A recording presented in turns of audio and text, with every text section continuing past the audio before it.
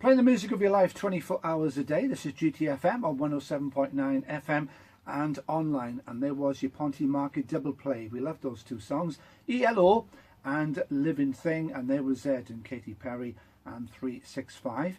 It's 12:38 then on this Monday.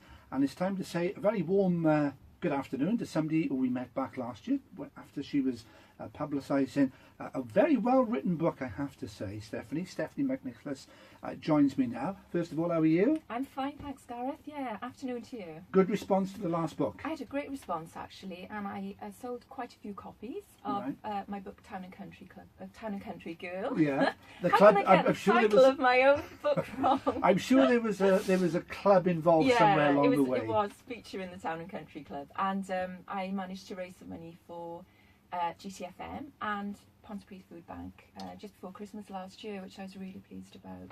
Brilliant. And still copies available, by the way? There's still copies available. There's some in Pontypridd Museum, and I'm hoping to get some in Ponty Library quite soon as well. So, excellent. That's always good to know. Well done, Steph. Well done.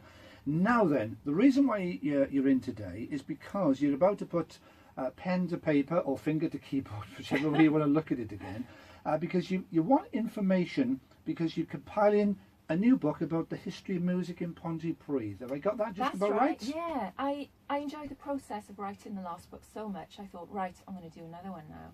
And I thought maybe I'll write about the history of the Muni Art Centre and the gigs and the bands that were there. And then I thought, there's so much more from Ponty's musical past. Like, I discovered the Who played at the Muni. There's stories that I never knew. So I thought, for the next book, I'm going to do a complete history. Well, it won't be complete, of course, nothing is. No. But a history of Pontypridd's musical past from the Teddy Boys onwards through punk and all the other bands. Now, I'm led to believe, and I could be wrong, and I'm sure there's somebody listening that'll correct me, Cream also played the Muni. Oh, I don't know that. No, but that might come out, when people are telling me their stories. I think that's true, and I'm sure if somebody was there on that incredible night, because it would have been incredible, just let us know and let you know. So what else do you know about the Muni then? Well, the Muni, it's an old church, isn't it, I think? Yes, it is. Yeah, but it's gone through some really turbulent times in the last couple of years, which I probably shouldn't really be talking about now because it's closed again. But it was such a fantastic venue for bands.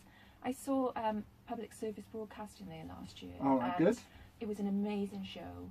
And I don't know if you've seen them or heard their music. But I've not seen them, no. Oh, they use a lot of old footage. So they have black and white footage and they build their songs around the footage. So maybe the moon landings or the history of coal mining in the valleys.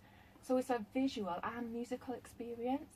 Well, that's what the big acts do in the arenas, don't they? I saw Paul McCartney in 2010, and of course he had old black and white Beatles footage doing some of the Beatle numbers, and it was great. Amazing. Well, I was standing in the middle of the Muni, and I thought we are so lucky to have a venue like this, in our hometown. And then a couple of weeks later, it closed again. I know. So let's hope anyway. Let's hope it'll rise again.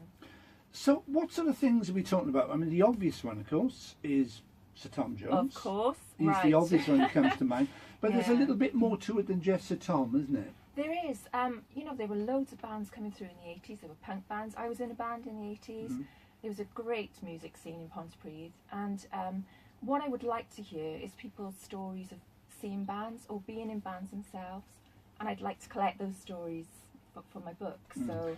And regardless of how small they think the story might be, it could be of particular interest to you, because if you collate a couple of small stories, it could become one big story, couldn't it, Steph? I mean, the book there'll be snippets, there'll be longer pieces, but if people have just got one short memory of seeing a band, I'd love to hear it, I'd love to include it in the book. Okay, and I guess you're looking for photographs as well? And photographs, that would be amazing, or tickets, posters, any memorabilia you might have from seeing a band or being in a band yourself. Right, okay. Now the working title you said is Tom, Ted's and Tax Exiles.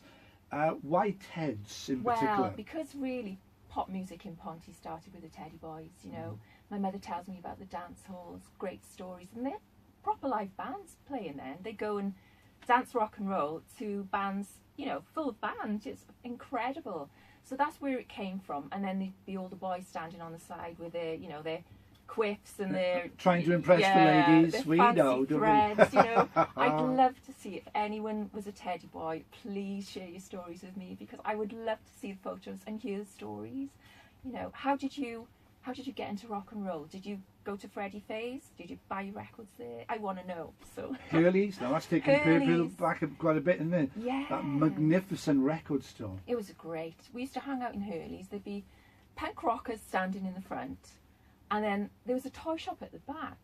So if nannies wanted to get a doll for their little granddaughter, they'd have to walk through gangs of punk rockers. It was hilarious. Well, as you do. It was hilarious. We had great times. Yeah.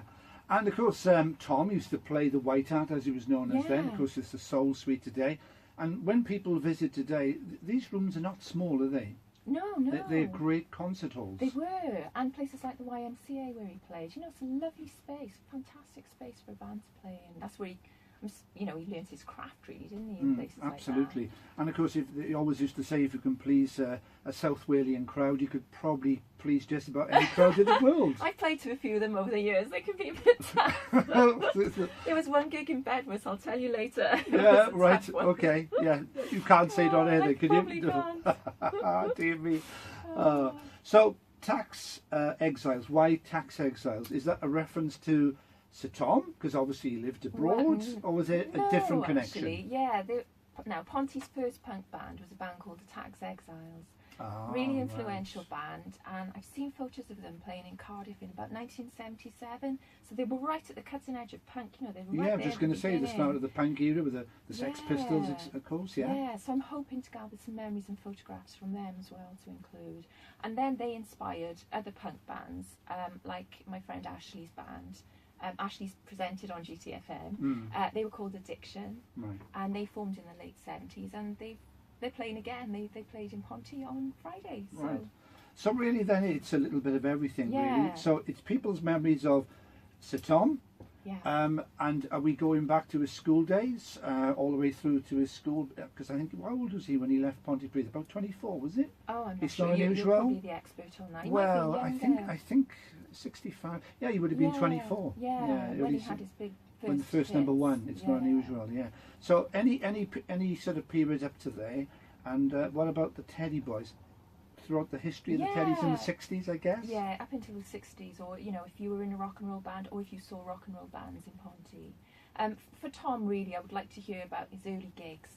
You know, people who might have seen him in pubs and clubs in this area. Well, I'm sure there's a few of them. Yeah, I'm sure there are. There might be a few stories I can't tell. Yeah, no doubt. So, how do they get in touch with you, Steph? Right, they can email me with any stories at steph@gtfm.co.uk, and my name's spelled Steph, STEPH, @gtfm.co.uk. Just send me a quick email and we'll have a chat. Sounds like a really good idea. So, all stories about Tom and any sort of band really from the 60s. Are you going into the 80s as well? Into the 80s, there was a great scene in Ponty. There was a band called All Teeth and Makeup, my friend's band. Right. They were fantastic, you know, and I love to see more photos from them if they're out there listening. So I guess even up to the present day, the up to bands. the present day. Just to bring it up to speed. Yeah. There's a great band. I think Ponty's finest band right now is Climbing Trees. Oh yeah, of course we featured them on GTFM a few times. Yes. Hopefully they'll be interviewed for the book at some point. Absolutely amazing. Well, if it's anything like the last book, it's going to be a fascinating read, Steph. So that's the working title then, Tom, Ted's and Tax Exiles. Very clever stuff. So what's that email address again? It's steph@gtfm.co.uk. And because you may forget how to spell Steph, how you spell it? STEPH. Brilliant stuff. Well, thanks for coming in and having a little chat. Good luck with it, and come back maybe before the book is even published, just to have a recap if you need any more stories as well. Thank you. So good luck with it. Cheers. The GTFM Events Guide. The GTFM